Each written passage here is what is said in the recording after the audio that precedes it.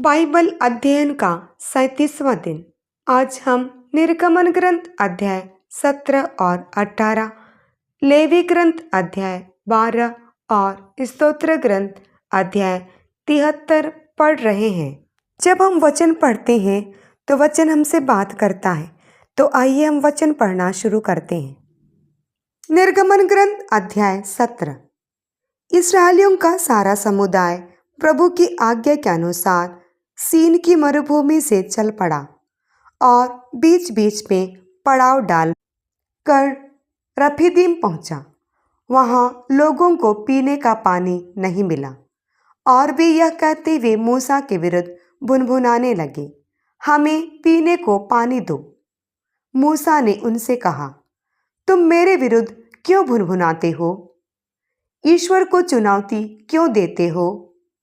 लोगों को बड़ी प्यास लगी और वे यह कहकर मूसा के विरुद्ध भुनभुना रहे थे, क्या आप हमें इसलिए मिस्र से निकाल लाए कि हम अपने बाल बच्चों और पशुओं के साथ प्यास से मर जाएं? मूसा ने प्रभु की दुहाई देकर कहा, मैं इन लोगों का क्या करूं? ये मुझे पत्थरों से मार डालने पर उतारू हैं। प्रभु ने मूसा को यह उत्तर दिया, इस्राएल के कुछ नेताओं के साथ साथ लोगों के आगे आगे चलो। अपने हाथ में वह डंडा ले लो जिसे तुमने नील नदी पर मारा था और आगे बढ़ते जाओ। मैं वहां होरेब की उस चट्टान पर तुम्हारे सामने खड़ा रहूंगा। तुम उस चट्टान पर डंडे से प्रहार करो, उससे पानी फूट निकलेगा और लोगों को पीने को मिलेगा। मूसा ने इस्राएल के नेताओं के सामने ऐसा ही किया। उसने उस स्थान का नाम मस्सा और मरीबा रखा, क्योंकि इस्राएलियों ने उसके साथ विवाद किया था और यह कहकर ईश्वर को चुनौती दी थी, ईश्वर हमारे साथ है या नहीं। अमालेकी लोगों ने आकर रफीदीम में इस्राएलियों पर आक्रमण किया। मूसा ने योशुआ से कहा, अपने लिए आदमी चुन लो और कल सुबह अमालेकियों से युद्ध करने जाओ। मैं हाथ में ईश्वर का डंडा लिए पहाड़ी की चोटी पर खड़ा रहूंगा। मूसा के आदेश के अनुसार योशुआ अमालेकियों से युद्ध करने निकला और मूसा, हारून तथा हुर पहाड़ी की चोटी पर चढ़े। जब तक मूसा हाथ ऊपर उठाए रखता था तब तक इस्राएली प्रबल बने रहते थे और जब वह अपने हाथ गिरा देता था तो अमालेकी प्रबल हो जाते थे। जब मूसा के हाथ थकने लगे तो उन्होंने एक पत्थर लाकर भूमि पर रख दिया और मूसा उस पर बैठ गया। हारून और हुर उसके हाथ संभालते रहे, पहला इस ओर से और दूसरा उस ओर से। इस तरह मूसा ने सूर्यास्त तक अपने हाथ ऊपर उठाए रखा। योशुआ ने अमालेकियों और उनके सैनिकों को तलवार के घाट उतार दिया। इस पर प्रभु ने मूसा से कहा, इस घटना की स्मृति बनाए रखने के लिए ग्रंथ में लिखो और योशुआ को सुनाओ। मैं पृथ्वी पर अमालेकियों का नाम निशान नहीं रहने दूंगा। तब मूसा ने एक वेदी बनाई और उसका नाम रखा, प्रभु ही मेरी पताका है। और वह बोला, पीढ़ी दर पीढ़ी प्रभु और अमालेकियों में युद्ध चलता रहेगा, क्योंकि उन्होंने प्रभु के सिंहासन पर हाथ उठाया है। निर्गमन ग्रंथ अध्याय 18। ईश्वर ने जो कुछ मूसा और अपनी प्रजा इस्राएल के लिए किया था और प्रभु किस प्रकार इस्राएल को मिस्र से निकाल लाया था, उसके विषय में मूसा के ससुर मिद्यान के याजक यित्रो ने सुना था। मूसा का ससुर यित्रो मूसा की पत्नी सिप्पोरा को, जिसे मूसा ने उसके 2 पुत्रों के साथ अपनी ससुराल भेज दिया था, अपने पास रखा था। दोनों पुत्रों में एक का नाम गेरशोम था, क्योंकि मूसा ने कहा था, मैं विदेश में प्रवासी हूँ। दूसरे का नाम एलीएजर था, क्योंकि उसने कहा था, मेरे पिता का ईश्वर मेरा सहायक हुआ और उसने मुझे फिरौन के तलवार से बचा लिया।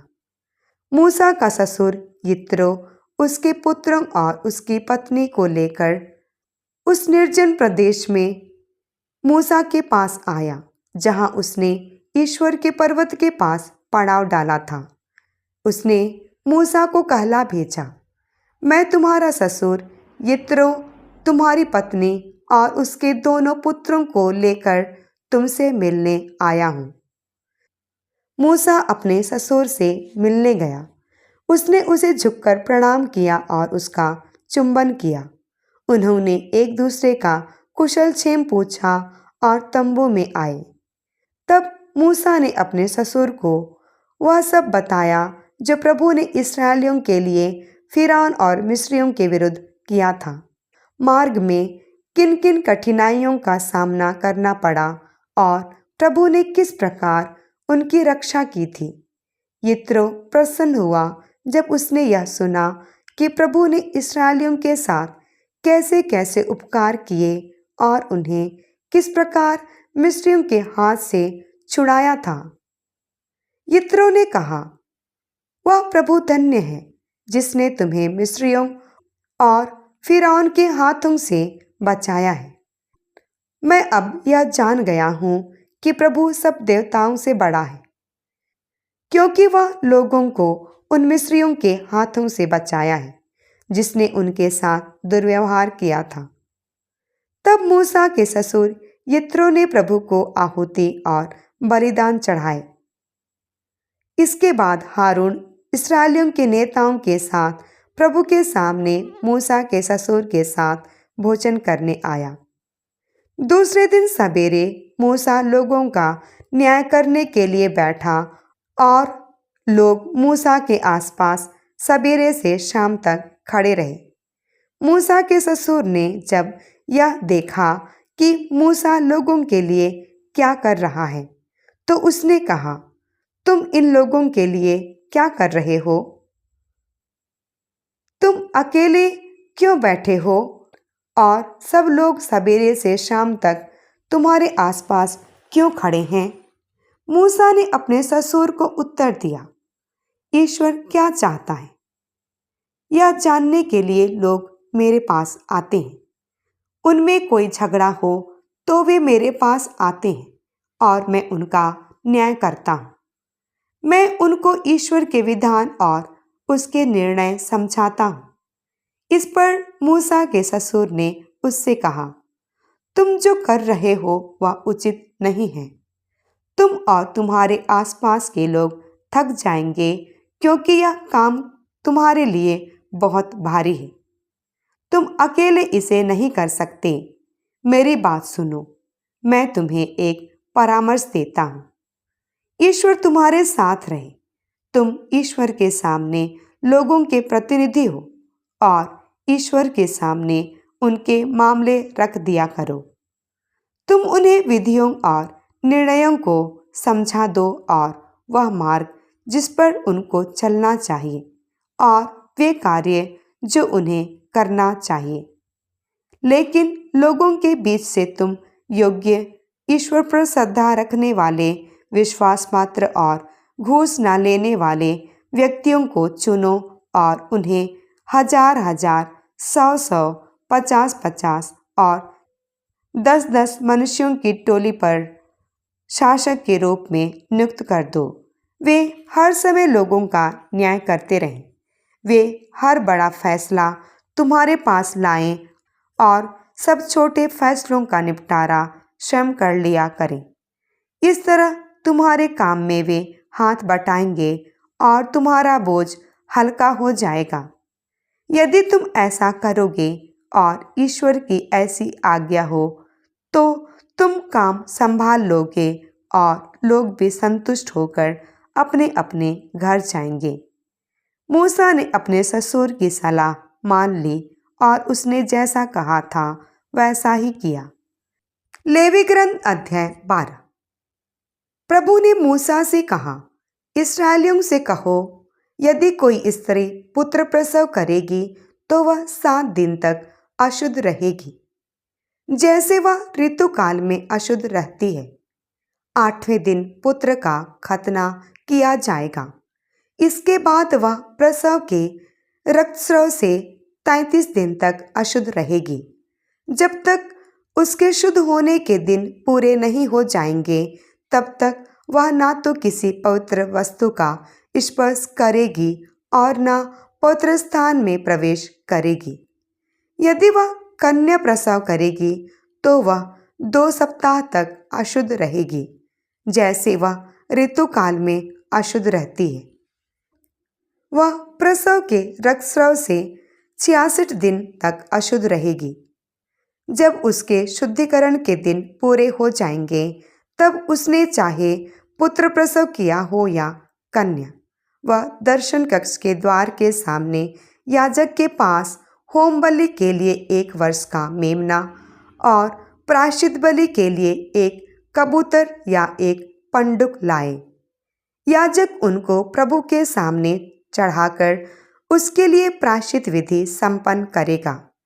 इस प्रकार वह प्रसव के रक्तस्राव से शुद्ध हो जाएगी। यही पुत्र या कन्या प्रसव करने वाली स्त्री के नियम है।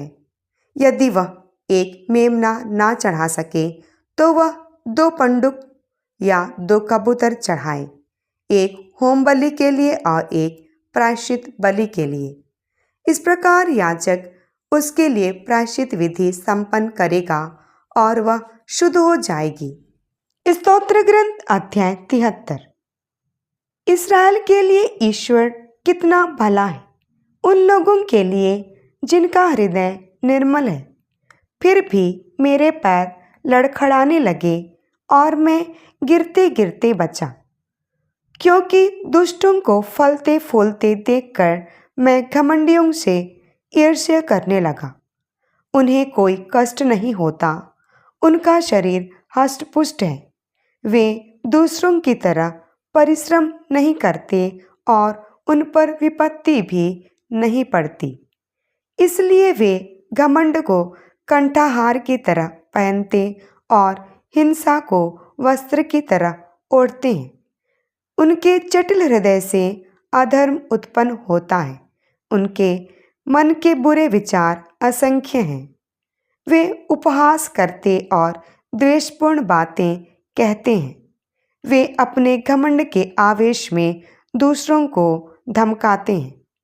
वे स्वर्ग के विरुद्ध बोलते हैं, उनकी जिह्वा पृथ्वी भर की बात करती है। ईश्वर की प्रजा उनकी ओर अभिमुख हो जाती है और उनमें कोई दोष नहीं पाती। वे कहते हैं, ईश्वर कैसे जान सकता है? क्या सर्वोच्च प्रभु को ज्ञान होता है? देखो, दुष्ट लोग ऐसे ही होते हैं।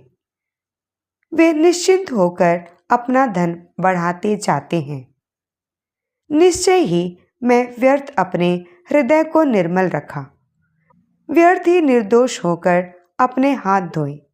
मैं हर समय मार खाता हूँ, मुझे प्रतिदिन प्रातःकाल दंड दिया जाता है।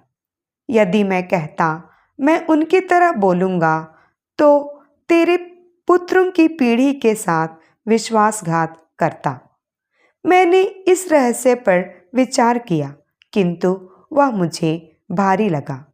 तब मैंने ईश्वर के मंदिर में प्रवेश किया और उन लोगों की अंतर्गति को समझा। निश्चय ही तू उन्हें पिछल भूमि पर रखता है और उन्हें विनाश के गर्त में गिरने देता है। क्षण भर में उनका विनाश हो जाता है। वे आतंकित होकर पूर्णतया समाप्त हो जाते हैं। प्रभु, नींद से जागने पर जिस प्रकार स्वप्न मिट जाता है, उसी प्रकार तू उठकर उनका तिरस्कार करेगा।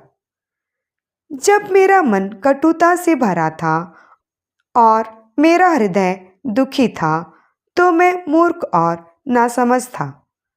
मैं तेरे सामने पशु जैसा था, फिर भी मैं सदा तेरे साथ हूँ और तू मेरा दाहिना हाथ पकड़कर अपने परामर्श से मेरा पथ प्रदर्शन करता है और बाद में मुझे अपनी महिमा में ले चलेगा। तेरे सिवा स्वर्ग में मेरा कौन है? मैं तेरे सिवा पृथ्वी पर कुछ नहीं चाहता। मेरा शरीर और मेरा हृदय भले ही क्षीण हो जाएं, किंतु ईश्वर मेरी चट्टान है, सदा के लिए मेरा भाग्य है। जो तुझे त्याग देते हैं वे नष्ट हो जाएंगे। जो तेरे साथ विश्वासघात करते हैं तू उनका विनाश करता है। ईश्वर के साथ रहने में मेरा कल्याण है। मैं प्रभु ईश्वर की शरण आया हूँ। मैं तेरे सब कार्यों का बखान करूँगा। प्रियजनों, जैसे ही ये पाठ 37वें दिन तक पहुंचता है, हम आपके उत्साह और प्यास के लिए यीशु के नाम पर आपको धन्यवाद देते हैं। यह एहसास करने के लिए कि हम कितने महान आशीर्वाद से गुजर रहे हैं। मिस्र से इस्राएलियों का वादा किए गए देश की यात्रा पर उन्हें पहला एलीम पर पड़ाव किया था, दूसरा शिविर सीन रेगिस्तान में था। अब वे रफीदीम पहुंचे हैं। वहां उनके पास पीने के लिए पानी नहीं था। स्वाभाविक रूप से लोग बड़बड़ा रहे हैं। इस स्थान पर जिसे मूसा ने मस्सा और मरीबा नाम दिया था, परमेश्वर ने चमत्कारिक ढंग से लोगों के लिए चट्टान से पानी निकाला। ये स्थान जहां लोगों ने इस प्रकार परमेश्वर की परीक्षा ली, उनके विरुद्ध अमालेकियों की ओर से आक्रमण हुआ है। बाइबल में अमालेक मांस का प्रतीक है। अमालेकियों के विरुद्ध युद्ध में मूसा एक आध्यात्मिक तरकीब आजमा रहे हैं। ईश्वर के निर्देशों के अनुसार मूसा हाथ में ईश्वर की छड़ी लेकर प्रार्थना के पहाड़ पर चढ़ रहे हैं। होरेब पर्वत की चोटी पर जहां मूसा ने ईश्वर का अनुभव किया था, होरेब में जो मूसा की ईश्वर के साथ घनिष्ठता और संबंध का स्थान था, मूसा अपने दोनों हाथों को ऊपर उठा के प्रार्थना में खड़ा था और अपने लोगों के लिए प्रार्थना कर रहा था। थोड़ी देर बाद स्वाभाविक रूप से मूसा के हाथ सुन्न हो गया और उसके हाथ झुक गया। इस समय मूसा को एहसास हुआ कि जो लोग जोशुआ के नेतृत्व में नीचे लड़ रहे थे, वे अमालेकियों के साथ अपनी लड़ाई हारने लगे हैं। जब उसने फिर हाथ उठाने का दबाव डाला, तब हारून और हूर ने मूसा के हाथ दोनों ओर से पकड़ लिए कि उसके हाथ ना जमे। मूसा के हाथ प्रार्थना में उठे पूरे समय नीचे घाटी में जोशुआ के नेतृत्व में इस्राएल ने एक एक करके अमालेकियों को मार डाला। जब कोई शरीर में धीरज धरता है तो वह शैतान के विरुद्ध युद्ध में बड़ी विजय प्राप्त करेगा। यह घटना एक दृष्टांत है और संकेत है। जब हमारे शरीर में कष्ट होता है तो ईश्वर के देवदूत हमारी सहायता के लिए आते हैं। शैतान जो शरीर में सहन किए जाने पर चिल्लाता है, बिना शर्त आत्मसमर्पण कर देगा। एक क्षण हम प्रार्थना करते हैं, हे ईश्वर, हम इन शब्दों के लिए आपको धन्यवाद देते हैं। इस आवाज के माध्यम से आपने प्रेमपूर्ण हृदय में हमें एक साथ लाने के लिए, हे प्रभु, हम धन्यवाद देते हैं। यीशु के नाम पर आमीन। जिस मंच पर आप सुन रहे हैं उसकी सदस्यता लेकर आप इस वचनाध्याय में बिना किसी रुकावट के भाग ले सकते हैं। प्रभु आप सबको आशीष प्रदान करे। आमीन।